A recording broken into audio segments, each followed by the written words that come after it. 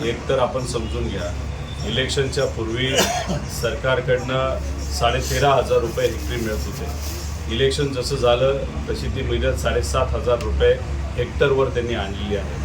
अधिवेशनात मी मुद्दा मांडला की एकतर तुम्ही ही जी मदत कमी केलेली ती करून चालणार नाही, तुम्हाला वाढवावी लागेल। त्याच्याचबरोबर जे विमा कंपनीला हाताशी धरून यांनी 4 ट्रिगर काढलेले आहेत, त्यामुळे हा जो पाऊस झाला याच्यात जे शेतकऱ्यांचं नुकसान झालं आहे विमा कंपनीकडनं त्यांना काही भरपाई मिळेल असं आम्हाला वाटत नाही, कारण ते ट्रिगर 4 हे सरकारने तिथं वगळलेले आहे।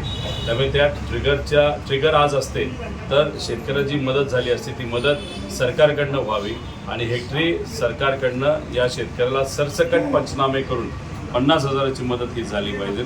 त्यामुळे शेतकऱ्यांच्या शेतामध्ये जे काही पाणी आहे त्याच्यात बरीच पिकं ही पाणी शेतात असल्यामुळे नुकसान होणार आहे। काही पिकांचं नुकसान झाले, पण काही पिकं अशी आहेत जसे की तूर शेतात पाणी आहे, फळबागा शेतात पाणी आहे, आज ते नुकसान आपल्याला दिसणार नाही, पण त्यातून उद्या जाऊन काहीच निघणार नाही।